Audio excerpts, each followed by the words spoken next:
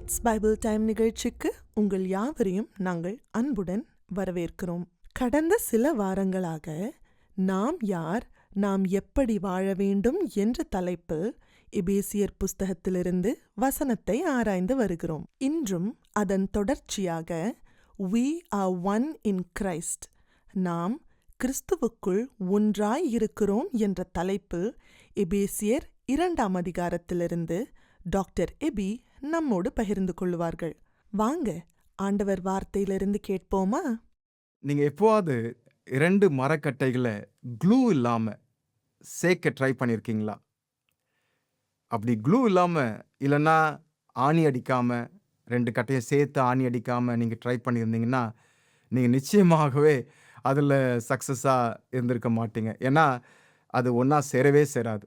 அதை இணைப்பதற்கு க்ளூ தேவைப்படுகிறது, இல்லைன்னா ஆணியால் சேர்த்து அதை ஆணி அடிக்க வேண்டியிருக்கும். நாமும் கூட ஒருவேளை ஒன்றாக இருப்பதற்கு ஒரு காரியம் அவசியமாக இருக்கிறது.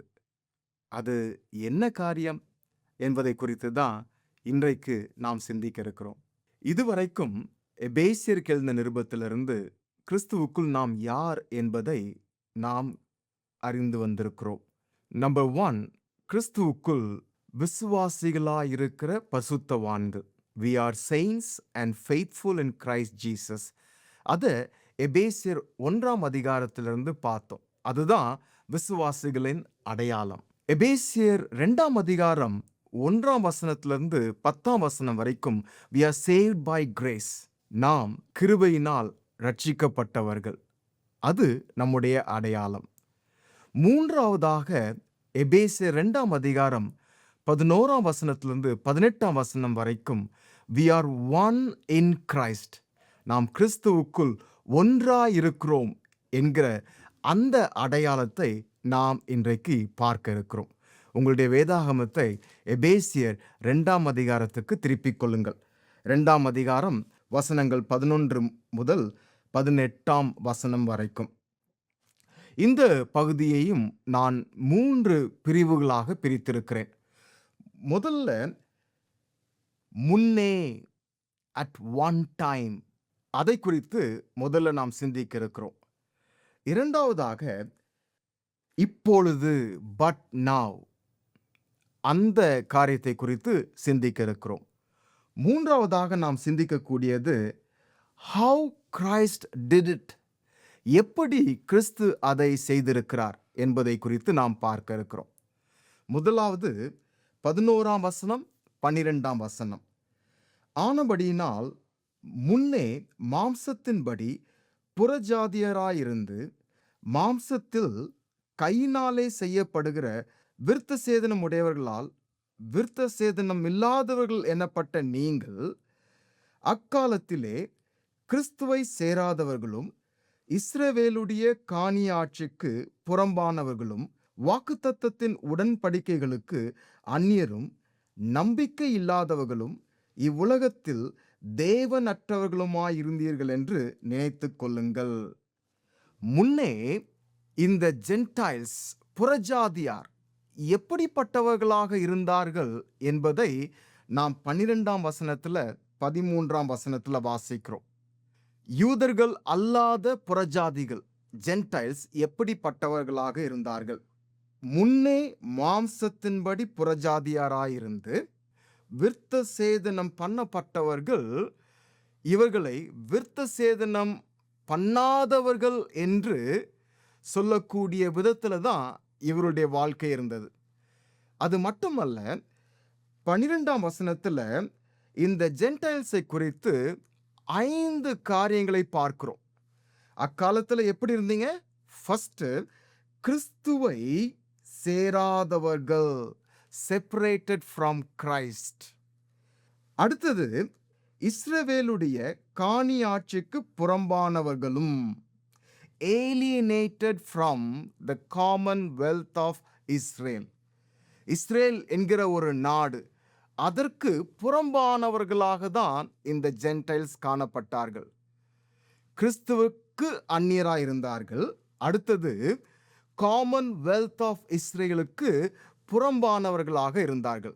3ஆவது அவர்களை குறித்து நாம் பார்க்கக்கூடியது என்னன்னா, வாக்குத்தத்தத்தின் உடன்படிக்கைகளுக்கு அந்நியரும். இஸ்ரேல் ஜனங்கள், யூதர்கள், தேவனால் தெரிந்து கொள்ளப்பட்டவர்கள், பரிசுத்த ஜனம், சொந்த ஜனம் என்று அழைக்கப்படக்கூடியவர்கள், உடன்படிக்கைக்கு, நித்திய உடன்படிக்கைக்கு என்று அவர்களை ஏற்படுத்தியிருக்கிறார் நம்முடைய ஆண்டவர். ஆனால் இந்த ஜென்டைல்ஸ் அவர்களுக்கு அந்நியர்களாக இருந்தார்கள். அது 3வது காரியம். 4வது காரியம் 12ஆம் வசனத்தில் என்ன வாசிக்கிறோம் என்றால், நம்பிக்கை இல்லாதவர்கள். 5வதாக நாம் பார்க்கக்கூடியது தேவனற்றவர்கள். இதுதான் புறஜாதியார், ஜென்டைல்ஸ், கிறிஸ்துவை அறியாதவர்களுடைய நிலை.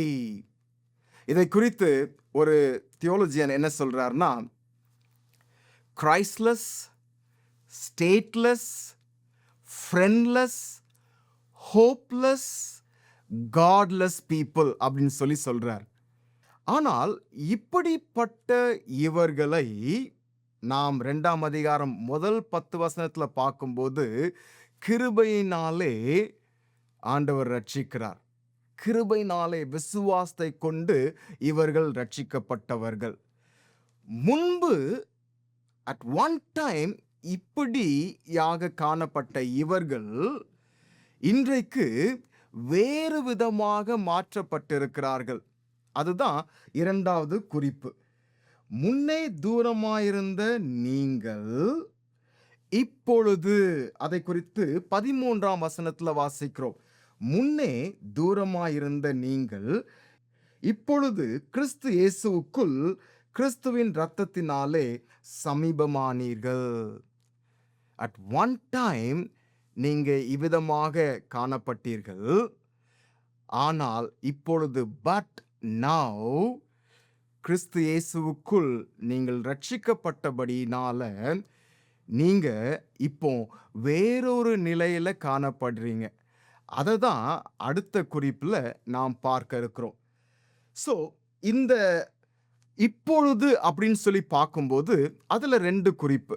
முதலாவது, நமக்கும் ஆண்டவருக்கும், அதாவது புறஜாதிகள், ஜென்டைல்ஸ்க்கும் ஆண்டவருக்கும் இருக்கக்கூடிய அந்த உறவுல அவர்களுடைய நிலை என்ன, வெர்டிக்கலா பார்க்கும்போது.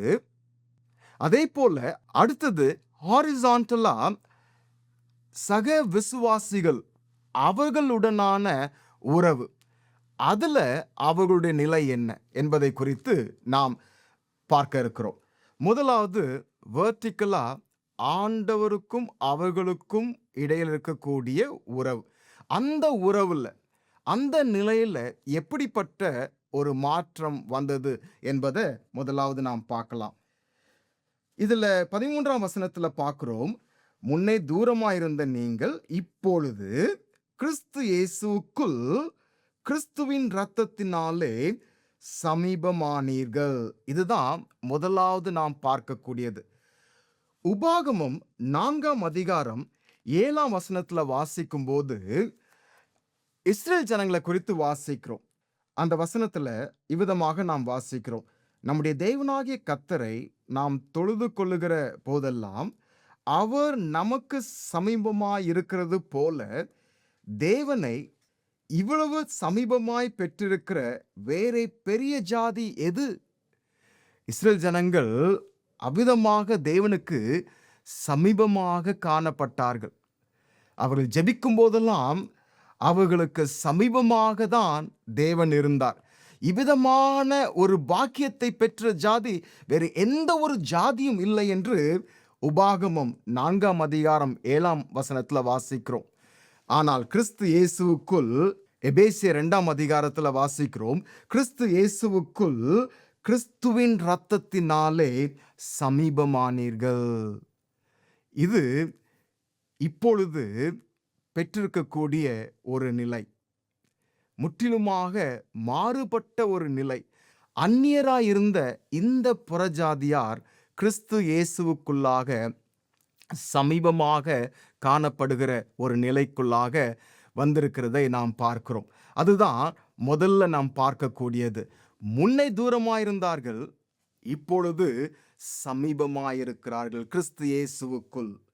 அடுத்தது நாம் பார்க்கக்கூடியது என்ன அப்படின்னா, 16ஆம் வசனத்துல வாசிக்கிறோம், பகையை சிலுவையினால் கொன்று அதனாலே இரு திறத்தாரையும், யூதர்களையும் சரி ஜென்டைல்ஸ் புறஜாதியார் ஆகிய ஜென்டைல்ஸையும் இரு திறத்தாரையும் ஒரே சரீரமாக தேவனுக்கு ஒப்புரவாக்கினார். தேவனுக்கு கிறிஸ்து இயேசுக்குள்ளாக சமீபமாக்கினார் முதலாவது. அடுத்தது தேவனுக்கு ஒப்புரவாக்கினார், தேவனோடு ஒப்புரவாக்கி இருக்கிறார். இன்றைக்கு இந்த ஜென்டைல்ஸ் புறஜாதியாருக்கும் தேவனுக்கும் இடையிலான அந்த உறவு சமீபமாயிருக்கிறது, நெருங்கிய ஒரு உறவு. அது மாத்திரமல்ல, இயேசு கிறிஸ்து புறஜாதியாரை தேவனோடு ஒப்புரவாக்கி இருக்கிறார். அந்த ஒப்புரவாக்கி இருப்பதன் மூலமாக தேவனோடு தொடர்பு கொள்ளக்கூடிய ஒரு வாய்ப்பையும் அவர்கள் பெற்றிருக்கிறார்கள். சமீபமானார்கள், தேவனோடு ஒப்புரவாக்கப்பட்டார்கள். மூன்றாவது நாம் பார்க்கக்கூடியது 18ஆம் வசனத்துல வாசிக்கிறோம், அந்தபடியே நாம் இரு திறத்தாரும் ஒரே ஆவினாலே பிதாவினிடத்தில் சேரும் ஸ்லாக்கியத்தை அவர் மூலமாய் பெற்றிருக்கிறோம். யார் மூலமாக? கிறிஸ்து மூலமாக. யாரோடு சேரும் ஸ்லாக்கியத்தை? தேவனோடு சேரும் ஸ்லாக்கியத்தை பரிசுத்த ஆவியானவர் மூலமாக பிதாவினிடத்தில் சேரும் ஸ்லாக்கியத்தை கிறிஸ்து இயேசுவின் மூலமாக பெற்றிருக்கிறோம். We have been granted access to God the Father. இந்த மூன்று காரியத்துல நல்ல ஒரு ப்ராக்ரஷனை நீங்க பார்ப்பீங்க. தேவனோடு ஒரு நெருக்கம், அடுத்தது தேவனோடு ஒரு ஒப்புரவாகுதல், அடுத்தது அந்த ஒப்புரவாகுதலின் மூலமாக தேவனோடு பேசக்கூடிய அந்த ஒரு ஸ்லாக்கியம், access to God the Father. நாம் பேசுவதை அவர் கேட்க முடியும், அவர் பேசுவதை நாம் கேட்க முடியும். கிறிஸ்து இயேசுக்குள்ளாக புறஜாதியார் ஜென்டைல்ஸ் அவர்களுக்கு இருக்கக்கூடிய ஒரு புதிய ஒரு நிலை, அதை குறித்து தான் இப்போ நம்ம பார்த்தோம். வெர்டிக்கலா தேவனோடு அவர்களுக்கு இருக்கக்கூடிய அந்த உறவு, சமீபமாக இருக்கிறார்கள், ஒப்புரவாக்கப்பட்டார்கள். அடுத்தது ஒரு ஸ்லாக்கியம், எந்த விதமான ஒரு ஸ்லாக்கியம் அப்படின்னு சொல்லி பார்க்கும்போது அது ஆங்கிலத்தில் ஆக்சஸ் அப்படின்னு சொல்லி பார்க்குறோம். தேவனோடு உறவு வைத்து கொள்ளக்கூடிய, அப்பா பிதாவே என்று கூப்பிடக்கூடிய அந்த விதமான ஒரு ஆக்சஸை தேவன் புறஜாதியாருக்கு கொடுத்திருக்கிறார். இப்பொழுது தேவனோடு மாத்திரம் அல்ல, மற்ற விசுவாசிகளோடு கூட அவர்களுக்கு இருக்கக்கூடிய உறவிலும் ஒரு மாற்றத்தை கிறிஸ்துவின் மூலமாக செய்திருக்கிறார். அதை இந்த பகுதியில் நாம் பார்க்கலாம். முதலாவது 14ஆம் வசனத்தில் வாசிக்கிறோம், எப்படியெனில் அவரே நம்முடைய சமாதான காரணராகி இரு திறத்தாரையும் ஒன்றாக்கி பகையாக நின்ற பிரிவினையாகிய நடுச்சுவரை தகர்த்து, இரு திறத்தாரையும் ஒன்றாக்கி. இதன் மூலமாக நாம் பார்க்கக்கூடியது என்ன? we are one. Jews, Gentiles, they are one. இந்த ஒரு ரிலேஷன்ஷிப், இந்த ஒரு புதிய ஒரு உறவை கிறிஸ்துவின் மூலமாக இந்த புறஜாதிகள், இந்த ஜென்டைல்ஸ் பெற்றிருக்கிறார்கள். we are one. அடுத்தது 15ஆம் வசனத்தில் வாசிக்கிறோம், சட்ட திட்டங்களாகிய நியாயப்பிரமாணத்தை தம்முடைய மாம்சத்தினாலே ஒழித்து இரு திறத்தாரையும் தமக்குள் ஒரே புதிய மனுஷனாக சிருஷ்டித்து. So we are one. அடுத்தது இந்த வசனத்தில் நாம் பார்க்கக்கூடியது என்னன்னா, we are one new man, இல்லைன்னா ஒரு நியூ சொசைட்டி, ஒரு புதிய சமுதாயம், கிறிஸ்துவுக்குள்ளாக ஒரு புதிய ஒரு உறவு. நாம் ஒன்றாக இருக்கிறோம். அது மாத்திரமல்ல, யூதர்கள், ஜென்டைல்ஸ் இவர்கள் ஒரே சமுதாயமாக இருக்கிறார்கள் என்பதை குறித்து இங்கே பார்க்கிறோம். ஜென்டைல்ஸ்க்கு கிறிஸ்துவின் மூலமாக அவர்கள் பெற்றுக்கொண்டிருக்கிற ஒரு புதிய ஒரு நிலை, ஒரு பொசிஷன், அதை தான் இந்த இடத்துல நாம் பார்க்கிறோம். இன்னொரு விதத்துல சொல்ல வேண்டுமென்றால் அவர்களுடைய ஐடென்டிட்டி, அவர்களுடைய அடையாளம். முன்னே தூரமாயிருந்தார்கள், இப்பொழுது சமீபமானார்கள். முன்னே தூரமாயிருந்தார்கள், அந்நியராயிருந்தார்கள், இப்பொழுது தேவனோடு ஒப்புரவாக்கப்பட்டிருக்கிறார்கள். முன்னே அந்நியராய் தூரமாயிருந்த இவர்களுக்கு தேவனோடு பேசக்கூடிய, தேவனோடு உறவு வைத்துக் கொள்ளக்கூடிய ஸ்லாக்கியம் கொடுக்கப்பட்டிருக்கிறது. அது மாத்திரமல்ல, மற்ற விசுவாசிகளும், யூதர்களும், கிரேக்கர்களும் ஒரே சரீரமாக இருக்கிறார்கள். ஒரு புதிய மனுஷனாக, ஒரு புதிய சமுதாயமாக இருக்கிறார்கள். இதை யார் செய்ததாக இந்த இடத்துல வாசிக்கிறோம் என்றால், கிறிஸ்து செய்ததாக நாம் பார்க்கிறோம். கிறிஸ்து இந்த காரியத்தை செய்திருக்கிறார். எப்படி செய்திருக்கிறார்? How Christ did it. எப்படி கிறிஸ்து இதை செய்திருக்கிறார் என்பதை மூன்றாவது பகுதியாக நாம் பார்க்க இருக்கிறோம். முதலாவது 14ஆம் வசனத்துல வாசிக்கிறோம். எப்படியெனில் அவரே நம்முடைய சமாதான காரணராகி, He himself became our peace. கிறிஸ்து இந்த லோகத்துல வந்து பாவமே இல்லாம வாழ்ந்து தன்னையே மரணத்துக்கு ஒப்பு கொடுத்து, சிலுவையின் மரணத்துக்கு ஒப்பு கொடுத்து, மரித்து உயிர்த்தெழுந்ததின் மூலமாக இப்படி அவர் செய்திருக்கிறார். அவரே சமாதான காரணராகி இதை செய்திருக்கிறார்.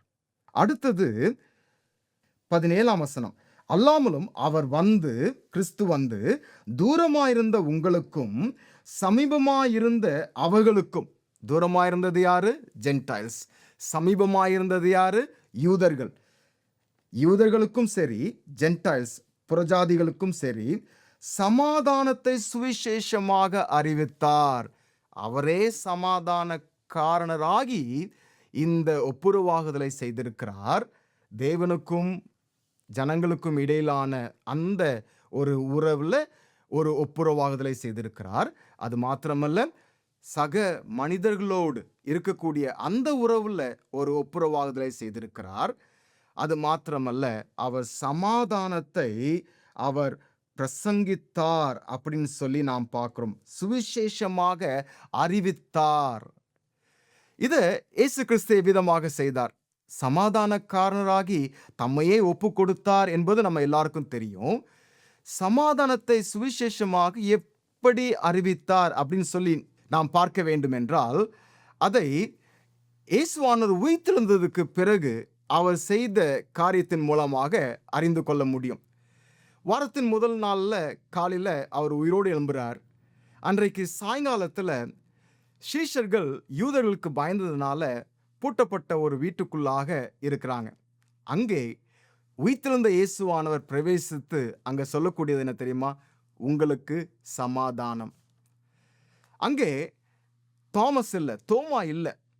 8 நாட்களுக்கு பிறகு மீண்டும் பயந்து போய் சீஷர்கள் ஒரு வீட்டுக்குள்ள இருக்கும்போது, அங்க இப்போ தோமாவும் இருக்கிறாரு. அங்க போய் உயிர்த்தெழுந்த இயேசுவானவர் சொல்லக்கூடியது என்னன்னா, உங்களுக்கு சமாதானம். சமாதானத்தை சுவிசேஷமாக அறிவித்தார் இயேசு கிறிஸ்து என்பதை இந்த உதாரணத்தின் மூலமாக நாம் அறிந்து கொள்கிறோம். பவுல் எபேசியர் 6ஆம் அதிகாரத்துல தேவனுடைய சர்வாயுத வர்க்கம் அதை குறித்து எழுதும்போது இவ்விதமாக சொல்றார். 15ஆம் வசனத்துல வாசிக்கிறோம். எபேசியர் 6:15, சமாதானத்தின் சுவிசேஷத்திற்குரிய ஆயத்தம் என்னும் பாதரட்சையை கால்களில் தொடுத்தவர்களாயும். சமாதானத்தின் சுவிசேஷம். இந்த சுவிசேஷம் சமாதானத்தை கொடுக்கக்கூடிய ஒரு சுவிசேஷம். நமக்கும் ஆண்டவருக்கும் மத்தியில ஒரு சமாதானம். அது மாத்திரமல்ல, நமக்கும் மற்றவர்களுக்கும் இடையில ஒரு சமாதானம். இதைதான் கிறிஸ்துவானவர் தன்னுடைய மரணத்தின் மூலமாக, தன்னுடைய உயிர்த்தெழுதலின் மூலமாக செய்து கொடுத்திருக்கிறார். இந்த யூதர்கள், புறஜாதிகள், ஜென்டைல்ஸ், அவர்களுக்கு இடையில் இருந்த தடுப்பு சுவர், அதை குறித்து அறிய வேண்டுமென்றால், ஏரோது கட்டின அந்த எருசலேம் தேவாலயம், அதுல இருக்கக்கூடிய அந்த அமைப்பை தெரிந்து கொள்வது உதவியாக இருக்கும். முதல்ல ஒரு கோட், அந்த கோட்ல ப்ரீஸ், ஆசாரியர்கள் இருக்கக்கூடியது. அடுத்தது இன்னொரு கோட், அந்த கோட்ல யூதர்கள், குறிப்பாக யூத ஆண்கள் இருக்கக்கூடிய ஒரு இடம். மூன்றாவதாக இருக்கக்கூடியது பெண்களுக்காக இருக்கக்கூடிய ஒரு கோட். இது எல்லாமே அந்த எருசலேம் தேவாலயத்தில் உயர்வான பகுதியில் இருக்கக்கூடும். அந்த உயர்வான பகுதியிலிருந்து கொஞ்சம் தாழ்வான பகுதியில் அதை அவுட்டர் கோட் சொல்லுவாங்க. அந்த அவுட்டர் கோட்ல தான் ஜென்டைல்ஸ் வந்து இந்த எருசலேம் தேவாலயத்தை பார்க்க முடியும். அதற்கு இடையில இருந்த தடுப்பு சுவர் கிட்டத்தட்ட 4 அடி இருக்கும் அப்படின்னு சொல்றாங்க. இப்படியாக அர்த்தத்தை கொடுக்கக்கூடிய ஒரு காரியம் அந்த சுவர்ல வைக்கப்பட்டிருக்கும். Trespassers will be executed. Trespassers will be prosecuted அப்படின்னு கிடையாது. மீறவங்க தண்டிக்கப்படுவாங்க என்பது கிடையாது. மீறவங்க கொல்லப்படுவாங்க. இவ்விதமாக தான் யூதர்களுக்கும் புறஜாதிகளுக்கும் ஜென்டைல்ஸ்க்கும் இருந்த அந்த உறவு காணப்பட்டது. இப்படிப்பட்ட யூதர்களையும் ஜென்டைல்ஸையும் தான் கிறிஸ்துவானவர் ஒரே சரீரமாக இணைக்கிறார், ஒருவராக இணைக்கிறார். அதை தான் இந்த பகுதியில் பார்க்கிறோம். யூதர்கள் கிரேக்கர்கள் என்கிற அந்த பிரிவு மாத்திரம் அல்ல, இன்றைக்கு இது நமக்கு எப்படி பொருந்தும் அப்படின்னு நாம் யோசிக்கும் போது, இன்றைக்கு விசுவாசிகள் மத்தியில் கூட இப்படிப்பட்ட சில தடுப்பு சுவர்களை பார்க்கிறோம். ஆனால் கிறிஸ்தவர்கள் என்று நாம் பார்க்கும்போது we are one in Christ. நாம் கிறிஸ்துவுக்குள் ஒன்றாயிருக்கிறோம்.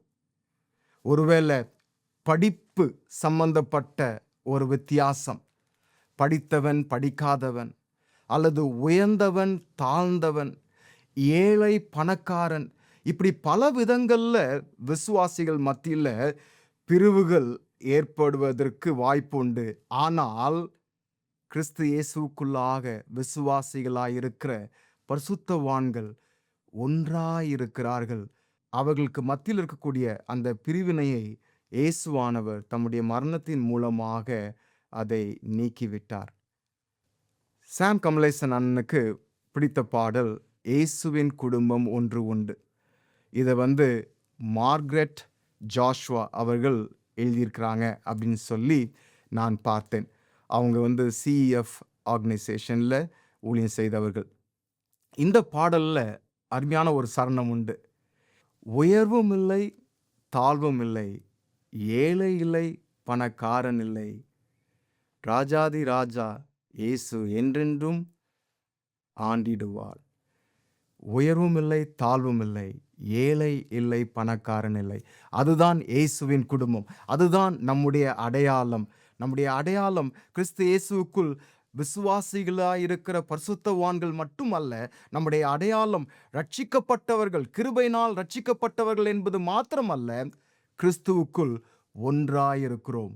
அதுவும் நம்முடைய அடையாளம். டான் கேரல் என்பவர்கள் மிஷனரியாக நியூ கினிக்கு போனாங்க 1962ஆம் வருஷத்தில். சாவி என்று சொல்லக்கூடிய ஒரு ஆதிவாசி மக்கள் மத்தியில் அவர்கள் ஊழியம் செய்வதற்காக சென்றார்கள். டான் இயேசு கிறிஸ்துவை குறித்து சுவிசேஷமாக சொல்கிறார். கேரல் அவங்களுடைய மனைவி சில மெடிக்கல் ஒர்க்கில் இன்வால்வ் பண்ணி மக்களுடைய தேவைக்கு உதவி செய்கிறாங்க. அநேக நாட்கள் சுவிசேஷத்தை குறித்து சொன்னாங்க. இந்த ஜனங்கள், சாவி இனத்து மக்கள் கேட்கவே இல்லை. இவங்க ஹெட் ஹண்டர்ஸ் மற்றும் கேனிபல்ஸ், நரமாமிசத்தை சாப்பிடக்கூடியவங்க. கான்ஸ்டண்ட்டாக இந்த சாவி இனத்த மக்கள் மற்றவங்களோடு சண்டை போட்டுகிட்டே இருப்பாங்க. எப்போதும் ஒரே சண்டை. இவங்களுக்கும் மற்றவர்களுக்கும் ஒற்றுமையே கிடையாது. ஸோ அதிகமாக சண்டை இவர்கள் மத்தியில் காணப்பட்டதுனால இந்த மிஷனரி டானும் கேரலும் நாங்கள் இங்கேருந்து போயிடுறோம் அப்படின்னு சொன்னாங்க. டான், கேரல் இவங்க 2 பேருமே நல்ல இந்த மக்கள் மத்தியில ஒரு செல்வாக்க பெற்றிருந்தாங்க.